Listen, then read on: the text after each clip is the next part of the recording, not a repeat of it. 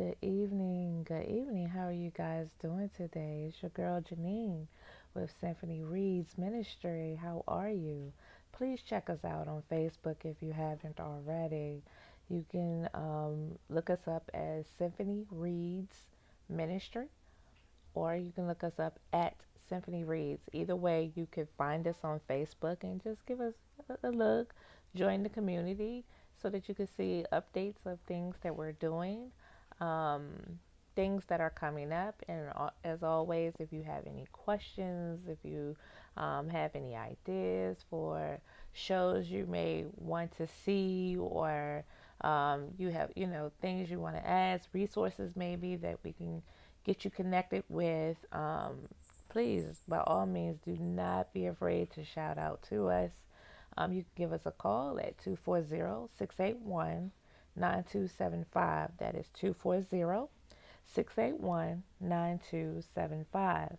And always, you can email us. We love the emails as well. We love communicating with all of our supporters. And that email is symphonyreads with an S at gmail.com. That is symphonyreads with an S at gmail.com. And also on Facebook, we do have a closed group. It's a prayer group, so that's Symphony Reads Prayer Group. By all means, if you put in the request to join the group, if I see it, I will approve it. And the purpose of that group is just simply, it's a community that we all get together, and if we have prayer requests, we just say what the prayers are. We learn a little bit more about prayer. We come together. That's the important thing. We come together as a community to pray for one another, to lift one another up, and to be there, because that's what we should do. And so that's a beautiful thing that we can do as well. And what's coming up in the month of February, I do have a date for you. So, okay, the month of February, this is a leap year. So, our prayer partners normally get together on the last Saturday of the month and pray for all the prayer concerns that we get via, like I said, um, from voicemail, from emails, or even from the prayer group.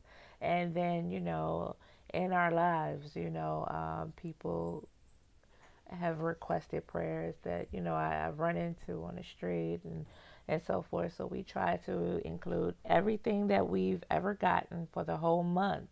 And the prayer partners get together, and I'm telling you, they pray down the house. So if you want anything to be prayed, for, and just a touch and agreement, um, just keep that date in mind. So anything that we receive, will definitely be included on that day. And they come together and they literally just take everything that we get, and they go to the throne. And so that's on the 29th. Of the month, so you definitely have time. And it's a leap year, so it's on that is the last day, the last Saturday of the month, was also the last day of the month for February. So that's just all of that we have there. And so it's going to be a series of videos, kind of going to be coming out one right after the other, right after the other. Um, it, I haven't been posting um, for various reasons. Life takes its directions, and some things just has come up to you know it took my immediate attention, and so it was kind of draining, and just try to focus on what was needed and of me, directly at hand. And I'll do a video on that. Just I will do a video to touch more on that. But you will be seeing a lot of videos come through, because I do want to hit on what was missed in these days. Um, So thank you for all those who reached out to say we haven't seen the video. What's going on? I appreciate you guys so much. I am still here. Like I said, sometimes life does, you know, it has its challenges, and um, we have to deal with those challenges as they come up sometimes. And it just kind of uh, took me away for a little bit, but I will catch up. So today I'm gonna jump right into um, this is for February 4th. Okay, this is for February 4th, and this is choose kindness over righteousness. And it says the need to be right is an unfortunately common feeling in the human experience. The ego wants to be right. The heart wants to be kind. Act from the heart and choose kindness. There is strength in the willingness to gently surrender. When you find yourself face to face in a disagreement, ask yourself these simple questions. Is being right really going to serve me in this moment? Will it fix anything? How can I instead listen with kindness and gently surrender? You may surprise yourself with your ability to choose graciously. Wow, that was a mouthful. A lot of things kind of ran through my mind. Yeah, definitely ran through my mind when I read this. I mean, so many different things. Kindness definitely shot up in my mind. Like we should be kind. That's goes without saying to me that we should be kind. And then I'm seeing the righteousness, which I understood where it was coming from, because the righteousness that they're talking about is our we sometimes in life want to be right at all cost. You know what I'm saying? We don't care if it steps on anybody's toes. We don't care if it hurt a feeling. We have to prove a point and we have to be right, as just as in general. And I think at times we can all be that way or have been that way in our life. And so when I read this, it's saying, is being right at the cost of other people's feelings, just for the sake of winning an argument. I mean, are we going to choose that over just being kind? And then, I read, it talks about a surrender. And I mean, I could probably do a whole post just on surrendering. Um, and what people's perception of surrender is, because I've heard women say, I'm in a marriage and I cannot surrender to my husband. That just doesn't make sense to me. I'm my own woman. I'm strong. I'm kind. And my whole take on that is surrender. Surrender for me is it's a it actually shows a strength and not a weakness to me. You know what I'm saying? It's not saying, like you're in a fight and, oh, I surrender, I surrender, I surrender. I think that's where our minds go. Like we're just giving up. And I don't think, surrender is giving up in that sense. Like, it's just, I give up. I give up. I'm weak. I can't do this. I'm giving up. And I don't see it that way. I think it's when you talk of surrender, when I surrender to God, I am saying, you know what? Here it is. It's a situation, Lord, where I've done everything I could do and it's still jacked up. I have to give this over. I can no longer try to navigate whatever is happening. And, I surrender it to you. I'm relinquishing control over it, so that, that's where my mind goes. I am saying,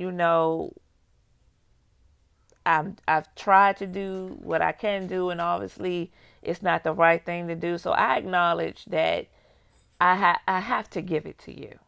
You know what I'm saying? And that's what it means to me. It's just, because here it is. Um, I'm trying to do everything that I can, and I'm messing it up more than if I just give it to God, who he does what he do, and does it without my help. You know what I'm saying, or anybody's help. And it's just, I'm telling you, whoo, child. So I mean, it's just the blessings that come from that, and it's no weakness in that. So when I read this, I mean, like I said, a billion things kind of just jump out at me, but it's taking the look at, in a situation, and just do okay, you know, is it even worth me just being right? Is that gonna make me happy? Is that gonna, is that gonna make it a better situation?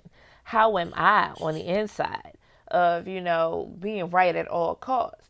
And sometimes you're in a situation where it just needs to be relinquished, the control. I give it over to you, Lord.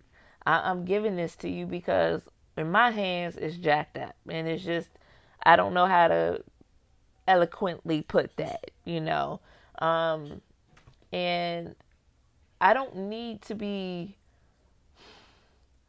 so right to the point that I'm so lost. Does that make sense? I don't need to ever be in a situation where I'm just so right. And my point is being right, whatever the situation. I'm just so, there in that space. And then at the same time, I'm so very lost from where I need to be and who I need to be connected with. And, and I think of, Sadducees and Pharisees, their thinking was just, I'm so right. I'm so righteous, and I'm so spiritual, and I'm so this, and, everybody else is like whatever, because I'm so right and I'm doing right. And they just totally missed it. They totally missed it. They were so far off, but, at what cost? And they didn't want to listen to a reason. They didn't want to listen to the truth because, they were so right, and they was willing to be so right in a situation, that their way of thinking, that they're the elders, they know better, that they're so right, and they had to be right at all costs, that they missed the truth, Jesus. And he was right there staring them in the face. And, and I mean, when you have that type mentality, you can do some very dangerous things. And that's just period. When you are so I'm like that, you can do some very dangerous things. Very dangerous in your thought pattern, and just it it can be real messed up. And so do we really want to be like that to the point where we're not being loving, we're not showing kindness, we're not showing that humility that we should show, that we should have? And I mean, it's a heart issue. You know what I'm saying? It truly is a heart issue, and just what becomes more important. So this is just a great reminder to me. You know what I'm saying? That's how I take it, as just a great reminder that, what position do I want to take, and at what cost do I take that stand in that position. And it brings me to well, it's a story. Um in the Bible. And of course, I'm looking it up. So, it brings me to uh, the story of the rich ruler. And, he was talking, you know, to Jesus, and he pretty much just asked, well, what things shall I have to do to have eternal life? And, God said, Jesus said, that you should keep the commandments. And, which commandments? And, shouldn't murder, shouldn't commit adultery, shouldn't steal, shouldn't false witness, should honor the father, your mother, and love your neighbors as yourself. And, the rich ruler says, but I do all of these things and I've done it from youth. So what do I still lack? So Jesus says, you want to be perfect? Go sell everything. Go sell everything. Give it to the poor. And you will have treasure in heaven. And come follow me. And that man walked away sad. He went away sorrowful, for he had great possessions. So again, when I think of that story, it kind of fits here to the simple fact that one, um, he was at like, well, I've done all of these great things. I've done all of this and I've done all of that. And so what else do I have to do?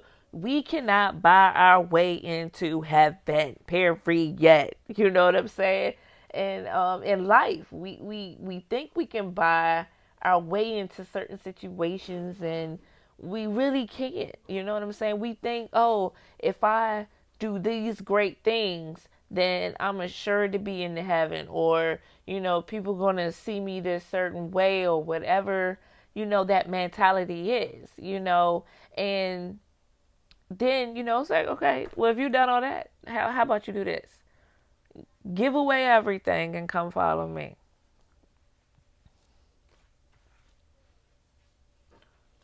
Couldn't give it up. So it's just, again, do I want to be so right? And he didn't want to give up his possessions. That was more important than having an alignment with God. You know what I'm saying? You want to know what you lack. That's where you lack. Is being right that so important to you that you miss that your alignment, you miss it with God. You miss that place. If you want to know what you're lacking, that's what you're lacking. And it's just simply saying choose kindness.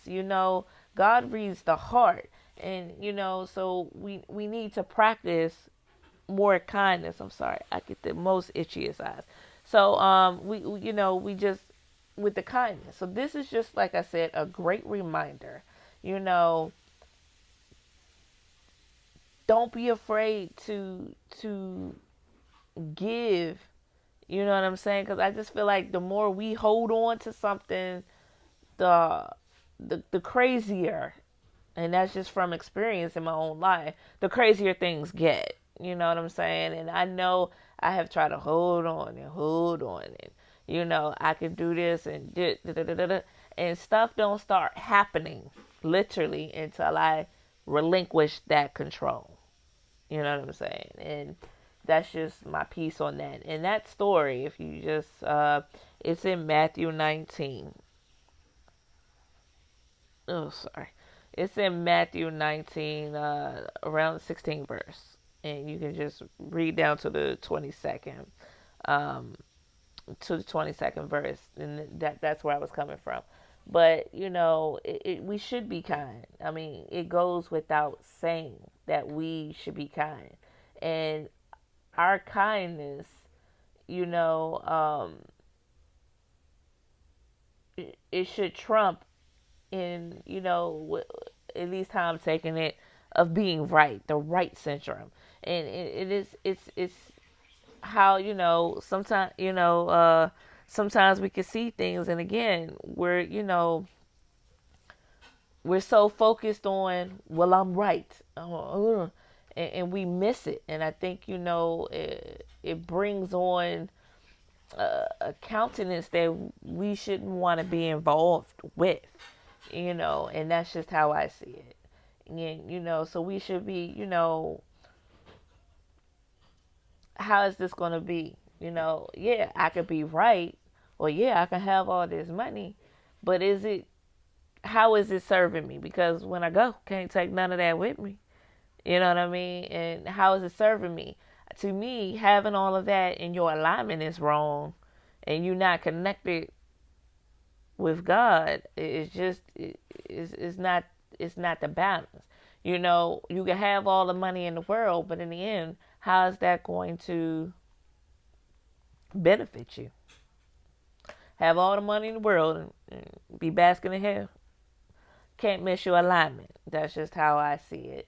Can't miss, that path. And I think sometimes, like I said, we can get on these paths and just be because I'm right. And then, that heart connection is all jacked up and you miss where you really should be. And it's like you just missed the whole point. So, we should always be kind. There's nothing wrong with being kind at all. Period. Point blank. And that's what we have for February 4th. So thank you so much for tuning in and tune in with us again because we're going to go to February 5th. Peace and blessings. See you later.